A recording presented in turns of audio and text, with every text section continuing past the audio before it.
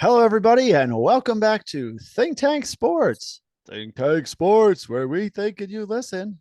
Check us out on the socials at Facebook, Twitter. We got Instagram.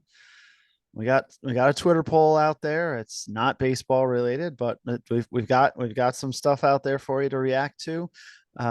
Listen to us on Spotify for podcasters or wherever you get your podcasts. We are out there in the listening world for you and in the viewing world here on YouTube as we continue our YouTube journey.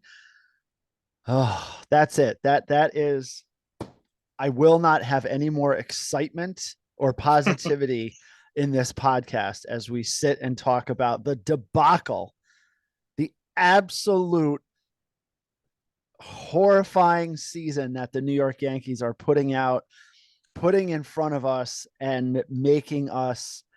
I'm just gonna say it. It's puke emoji central here as we talk about the Yankees, Mike. And yeah, I have no positivity. You're always commending me for it. Not today.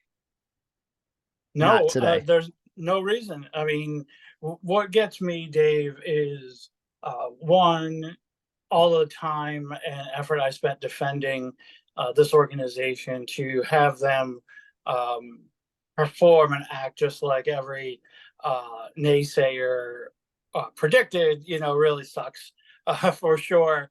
But what aggravates me is the loser talk, Dave.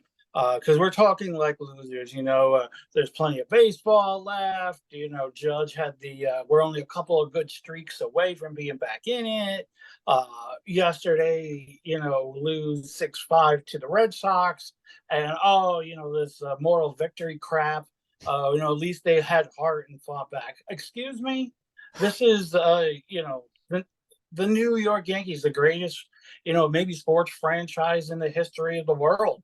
Yes. We're having moral victories in the middle of August against our hated rival. And there was no hatred on that field. There was no rivalry because it's just not that way anymore. But, No. uh, I just, it's so frustrating for the loser talk. Yeah, now Boone and Blake and those guys are all going to get fired, scapegoated. I would almost bet that Cashman will be back, unfortunately. But if he gets fired too, you hear all these people. What about Jeter and Mattingly? I don't want the names. I don't want Derek Jeter and Don Mattingly, two former Yankee captains, certainly bringing baseball credibility. But the Yankees need to decide. I'm sorry, I'm going on a long rant, but I wanted to land here. They need to decide who is actually in charge of this organization and what the plan Yes. is. Because you Mm-hmm. have three-headed monster right now. You have ownership/management, which is like more of an old school type feel. You have the analytic department, which has apparently quite a bit of power for some reason, and then you have the manager and the players, the club itself, and the three of them are not working together. There's no synergy there. There's no uh, work complementing each other. They all seem to be clashing, and this is what we're seeing on the field: is a third of the team made up one way, a third the other way, and there's no identity whatsoever. So until the Yankees figure that out, and if it's Hal that has to step up or whoever, and say this is the way we're doing, this is the plan, at least we'll know what we're trying to do. Dave, I'm sorry, I just went on and on, but No. react to me. Nope. Not on and on, concise and to the point, and exactly where so many Yankee fans are. Yes. Um, what I Well, think, as a lot of things you said, I'd love to see Cashman go. I don't think it's going to happen. I think what you're going to see is you're going to see Aaron Boone become the scapegoat. Uh, but that doesn't change, like you said, the organizational structure, direction. Uh, there's still, and I heard this today on the radio, I've heard this for weeks. The Yankees are so much a business now and not a baseball team. right. And look, they had three straight sellouts against the Red Sox this last weekend. Now, those tickets, people love the Red Sox. They buy them. They do all of that. That's great. This team is below 500, and yet you had three straight sellouts. The Yankees, the management, they're going, the ownership, Can I give you a stat that accentuates your we point? Accentuates your we point. sure we're bringing in the dough. Yeah. Their second in average attendance only to the Dodgers this year at over 42,000 numbers just came out last week. So until the fans, like you said, don't show up and that number dips below 40,000, what is Hal Steinbrenner and ownership's reasoning to do anything different? Because they are making so much money. It is a Because business those of thing. us at Think Tank Sports are mad. That's why they That's should do why. something. And it's not just us, right? We're just two Right. old men on our porches or sitting in our chairs in our living rooms. Um, yeah, they need to see some sort of hit, some sort of apathy from the fans. Maybe Right. it'll happen. I don't know. Now you hear today, they're calling up is Pereira and Peraza. Pereira has been tearing it up. Double A, triple A. Peraza has done decent in triple A, not well with the Yankees. They're calling And these young Dominguez to guys up, AAA. right? And so Yeah, they they're brought gonna Dominguez up to bring, AAA. they're Yeah. gonna bring some young guys, some young players up. Okay. So I think that's on some levels that's hard because fans have been saying, God, bring up some of the young guys. Now you bring them up. Now do the fans still want to go to the games because they want to see the young guys? Right. Yeah. That doesn't, that part of it, if that's your motivation as a Yankees fan, that doesn't help the situation here at all. No. Yeah, it's just it's such an abomination. The 8 straight losses, just to throw some numbers out, their longest losing streak since 1995. And please, please, please do not give me, and even Aaron Boone has said this. Well, look at what happened in 1995. Yeah, the Yankees, Well, it was also the last time they were below 500 this late in the season, right? They go right. on a great run. They get into the playoffs. Please don't do that. Don't make that comparison. When you think about the veterans that were on that 95 team, you're talking about David Cohn and Don Mattingly and Wade Boggs and Paul O'Neill. You have Right. no one on this team that compares to those 4 names right there. No Yeah, one. I agree. So I I agree. get it. I can understand if you want to try and lean on that, but this team has shown very little fight. And here's proof of that. Their road record so far is 25-33, and against the American League East, Dave, 15-24. That's just ridiculously bad. That's beyond reprehensible. Showing no fight. That little extra effort, the attention to detail you need on the road and in your own division. And I don't think that's earth shattering to anybody. No. In the last 220 games, Dave, do you want to guess what the Yankees record is? Oh, I heard somebody talking today about it and remembering back to the second half of last year how bad they were. Yeah. Um, and they were So they're amazing in the 110 and first 110. half of the year. Wow. 500 for 220 games. Wow. So, and it's not going to change next season either, but we'll get into that as we get down the road. So I guess, Yeah. Dave, what do we watch do we continue to watch Yankee baseball? I'm certainly not making it appointment television anymore for me. If it's on and I'm around, I'll certainly put it on. That being said, 2 of the 3 games this weekend, I couldn't get through a couple of innings without, having to switch it off. So I don't know. What do we do as Yankee fans for the rest of the year, buddy? Give us some Yeah. advice. I think it's tough. Yeah, they were outscored 22-9 in this 3-game series Ugh. against the Red Sox. That Sunday's game was a little bit close, but other than that, just abominations continued. Oh, what do we do? The hope, I guess, for me, the hope would be I'd love to see Jason Dominguez come up too, and play. And Yeah, I I think know that's AAA for a couple of weeks, and then give them a cup of yeah, coffee. give him a couple of weeks. Yeah. I just would like to see the young guys play. I feel bad for Judge and for Cole, but the season is over. They are 9 games out of the wild card. 9. Right. I mean, Right. they're not making the playoffs. So at this point, you know, let's make it at least fun and get some of these young guys up. I know Stevie Covers was asking for Austin Wells. Uh, I, we got to have a pitcher to take the place You of can't tell me Severino. Austin Wells wouldn't have been done better than Mr. 098 Ben Rortvert last night in the final at bat, At bat, which yeah. Boone royally screws up that whole situation, by the way. Can I digress for 1 Of minute, even course though you I'm can. not really watching the games? So Greg Allen rips a double off the top of the wall to start the 9th inning, and they pinch hit LeMahieu. Okay, I understand that. With the understanding that he can't stay in the game to run. All right, he's going to Right. pinch hit, and his health, he just can't stay in. So he works a walk, and they bring Cabrera in to pinch run for LeMahieu, and then leave Mr. 096 up as the clutch batter to drive those runs in. That back run does not matter. They need to tie the game. Right. They need to Why not tie the put a game. pitcher at first and at least hit Cabrera, Yeah. who's marginally better than 096? And has had a couple of big hits this year and last Right. year. You know, Has some speed, so a weak ground ball he beats out, something like sure. that. Right. Bobble. Increases your options. Right.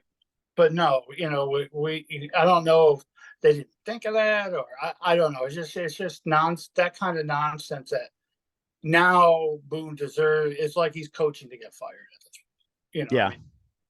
Anyway. Yep. No, I agree. I think no, I think he probably knows that is the case. Sure. But if that's the case, then try some different things. We've been talking all year in different spots where, there were big games where the Yankees needed to make some impact and Boone didn't make good decisions. Now, that goes back to your earlier point about the analytics department and how much they seem to be weighing in on decisions. Yeah, and organizationally, I don't like. Again, you've got to change more of it so that there's not the same focus with just a different figurehead being the manager. So, again, so yeah, let's until bring the young Hal's so guys up and see motivated. how it goes. Okay.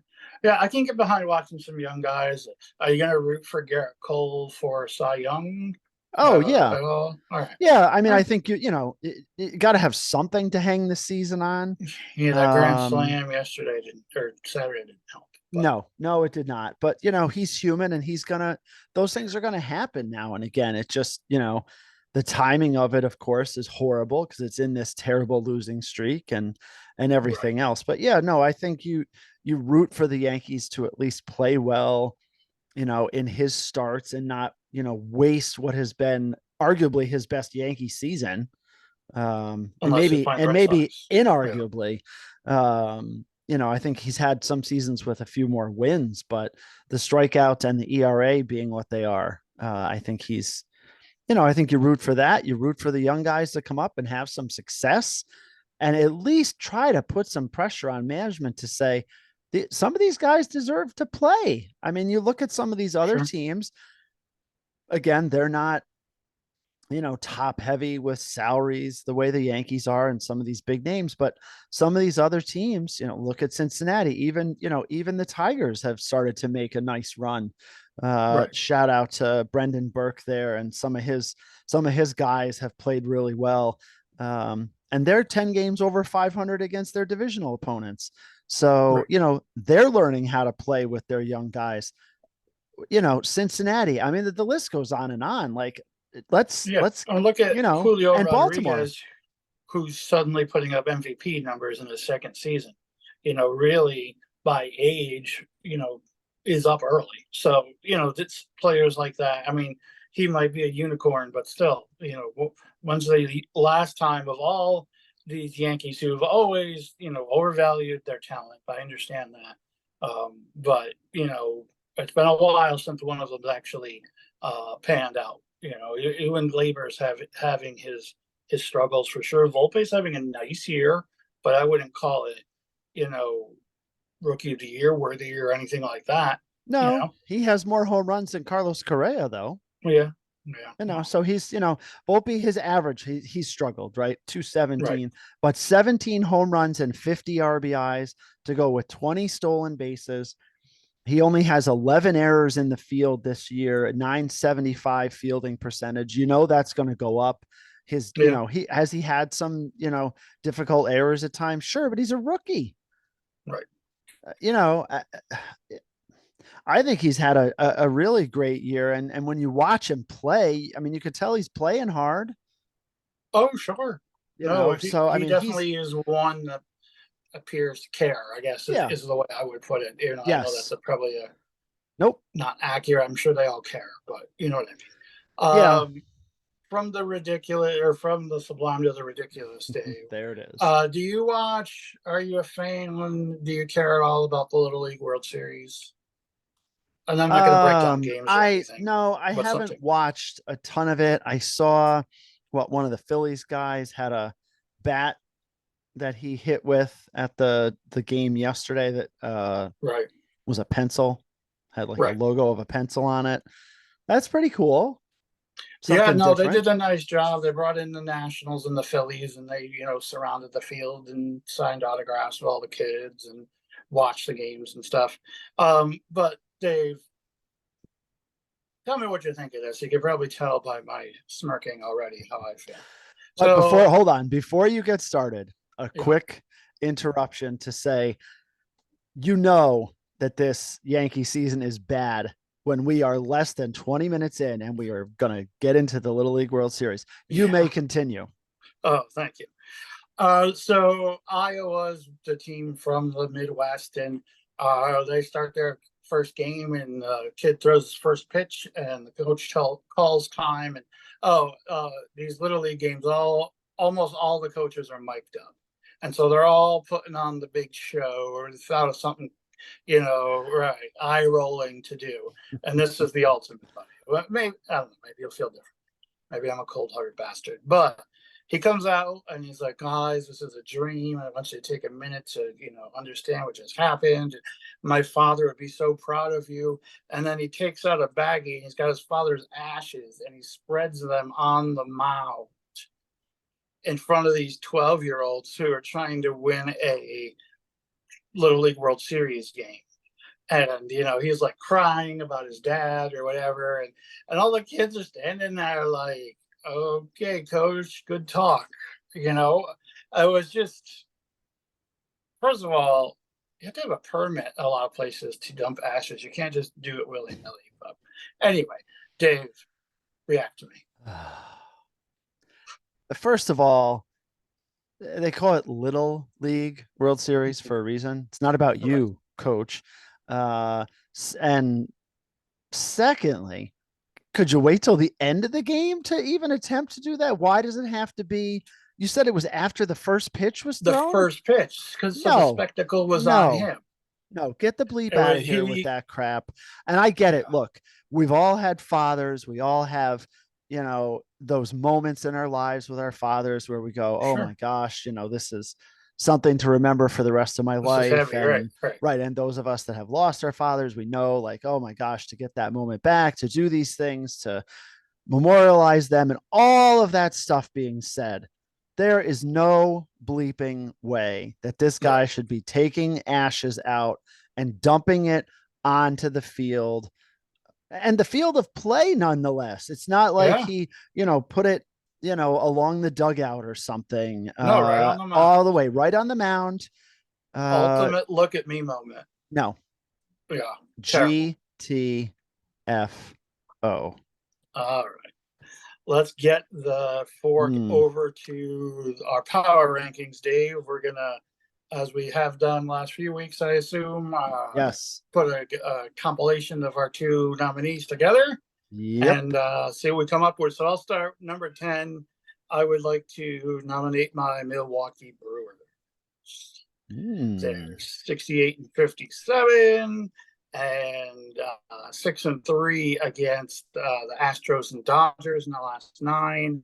And while they're still not hitting great, their pitching continues to dominate, and they lead the Central Division. They do lead the Central Division, 3 games. Mike, I had them at 9, Okay. and huge sweep against the Rangers. A Rangers team that has been, cruising along for the whole season. Right. And it really is, as you said, the Brewers pitching staff that has really held them together. Run differential is just +5. Right. So, but they are starting to put some hitting together, but the pitching is really where it's been at. And that's been the case for the Brewers the last few years. So, Mike, I'm curious who you have at 9. The Philadelphia Phillies. Okay, I had the Phillies at 10. Okay. So So let's flip flop. We can put the Phillies at 9. okay. I'll, I'll allow Okay, Phillies at some. 9. Tell me why. I just love where they are. I love how they're getting healthy. Harper's power is now back. Uh, Again, the experience. I just think the pressure is off. They're not going to win the division. Obviously, the Braves are running away and hiding on that. So concentrate on getting a home field on those wild card games and getting everything ready to make Mm-hmm. another run. I just think they're poised to be that team again. Yes, and about to get a huge boost as Jose Alvarado just came off the Yep. IL. So their bullpen becomes even stronger, and he was dominating before he got hurt. We know about his pitching in the playoffs last year. Huge burst for the Fighting Phils, who we have at 9 here in the Think Tank Sports power rankings. Mike, at 8, I had the Blue Jays. Me too. Um, nice 69 and 56, a +62 run differential, coming off winning 2 of 3 against the Reds, starting to hit a little bit, more. Won 4 out of Um, 6. Yeah. the Vlad Guerrero injury, though, could be challenging for them. We'll see how that plays out long term for your Toronto Blue Jays. So at 7, I have the Houston Astros. Um, they haven't taken off the way I thought, and another team we're going to talk about kind of surpassed them, and I'm surprised once Altuve and Alvarez came back and seemed like Verlander's reunited and it felt so moderate. Why they haven't popped yet. Still waiting for them to do that, but they're kind of logy to me, so that's where I have them. Yes, Mike, this doesn't seem like it's going to be much of a debate here, as I also have the Astros at 7 for all the reasons you said. And, you know, uh, their weekend series with the Mariners um, really kind of cemented it for me to put them at 7. They got swept Right. at home by, as you mentioned earlier, Julio Rodriguez and all the hits he's had, by a game Seattle team. But, um, positives for the Astros. They're still there. They're 2.5 back of the Rangers. They're up in the wild card, and Mike, 37 and 26 on the road. So despite all of that, the Astros, they're right there. And, I said to, And they will be. yeah, Right. I said to one of my sons the other day, they get in the playoffs, they're going to be the favorite. Nobody's going to want to play them. Right. Right. Why Plain would and you? simple. Mike, So do you have a 6, buddy? I have I have the Seattle Mariners at 6, Mike. Okay. Um, you I know, have the I Texas Rangers. ah I really went back and forth, and I have the Mariners at 5, so we can debate that. I just went back and forth, but I mean the Rangers. They lose again Sunday, so they've lost 4 in a row. 4 in a row, first time in a long time. I don't know. I feel like um, Scherzer gets beat the up on Sunday. Mariners are really deserve all their flowers right now. Especially with, like I said, Julio making a late MVP surge. So, uh, Mm-hmm.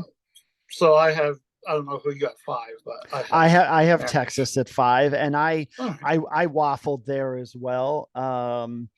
I think I leaned towards Texas, probably more so based on their overall year, the fact that they're still leading the division, they're ahead of Seattle by 3 games. Their run differential continues to be amazing Right. at plus 185, second only to the Braves. But I could be convinced and say Texas at 6 and Seattle at 5. I like the idea of really bumping Seattle up. I thought 6 was appropriate, but I can concede and say Thank you. Texas at 6 and the Seattle Mariners at 5. That 5 is with a bullet. Now, I mean, they're going to have to keep working hard to keep up there, yes. but Yep. give them it like they said, their flowers when they're due. Yep. What do you have it for, buddy? And as we Gonna look be at hang on, as we look at Seattle, 3 games, coming up, 3 games against the White Sox, 3 games against the Royals, 3 games against the A's, Mike. huh, Um, those are so 3 bad teams. I seven and mean, two there, and all of a sudden all they're of a sudden they could be in first yeah, place in the division. So right, schedule helping them out. Mike at 4, the Tampa Bay Rays. same season. Um, you know, just they're there, they're doing well, 75 and 51. They're way up in the wild card. They're still only 3 games back of the Orioles, although it just doesn't feel like they're going to catch the Orioles. I don't know. I just don't have. I can't see them coming through all of these pitching injuries and their superstar shortstop dating 14-year-olds. I mean, what a piece of crap that guy is. Now Yes. I know it's allegedly at this point, but Yeah. it Yeah. was on Instagram. Everyone's got the screenshots if you want to find it. So Yep.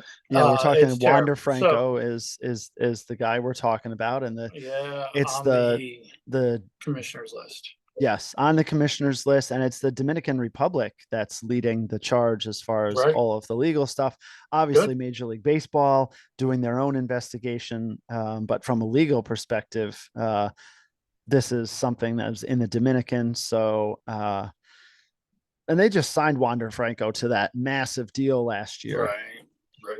So, Number 3, I'm yeah. sure we both have the Orioles, right? Uh, Mm, I have I, the I Dodgers at oh, 3. okay. Okay. So for the Dodgers, I think, I mean, Mookie Betts, dude, has been as lights out as he can be, and they have replaced people with newer people with injury and nutrition, Yeah. and have not missed a beat. I think that they're once again headed on a collision course for a World Series appearance. But talk to me about the Orioles at 2. Yeah. Why do you have them at 2? I think just, looking at, yeah, it's tough. The Dodgers are playing really, really well.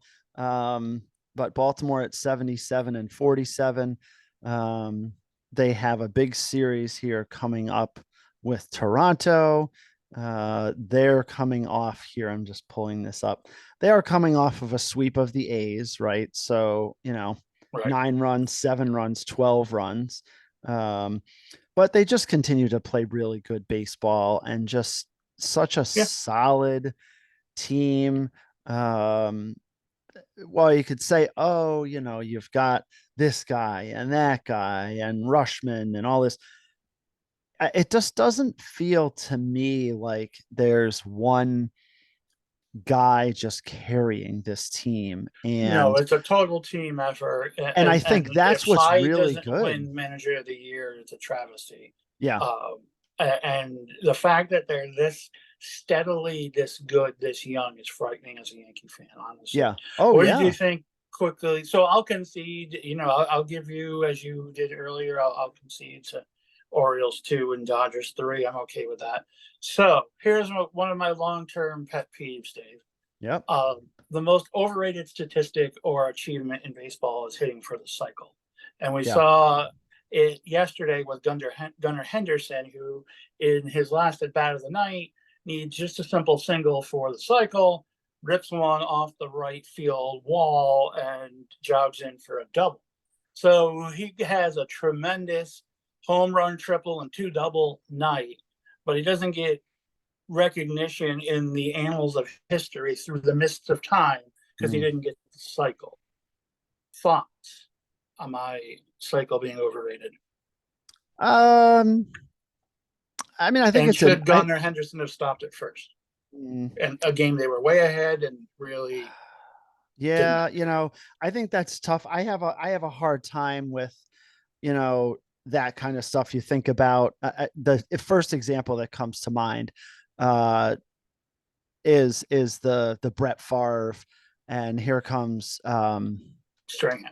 here comes Strahan, and he just like drops, down, Right. and Strahan gets the sack record. Like, wouldn't you rather have gotten it in a Clean. real moment? Well, And so are you so, Roger Maris didn't really break Babe Ruth's home run record then, if you oh, follow that logic?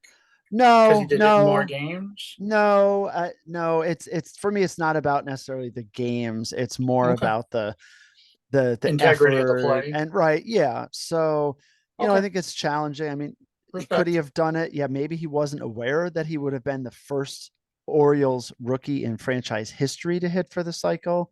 Um, but yeah, the cycle's It's like nice, but I don't think it's I don't know. It's not it's up, and akin to baseball has basketball. so many big things you Right. can do. I don't think it's in the top Right. bunch. If he had stopped at first, it would be akin to basketball. The guy needs a triple double so he clears out and gets his own rebound or Yeah, whatever on like Giannis purpose. did that one Yeah. time, and he threw the Right. ball up and then got the rebound. Yeah, that's the Right. kind of stuff that I'm not a And there big was no fan respect of. for that. So Yep. So I'm if that okay. being said, I'm glad that he didn't do that.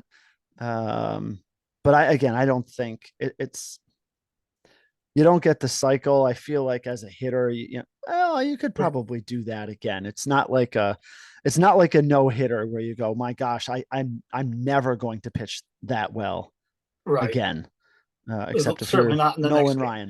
Yeah. John D. Vandermeer. Uh, Let me read you this about Matt Olson in the first place Warriors, who are just Oh in my. absolute Oh, cruise control. You might oh, have the stat too. The franchise record for home runs in a season is 51 for the Braves by Andrew Jones in 2005. Most RBIs in a season by an Atlanta Brave player is 132, Gary Sheffield in 03.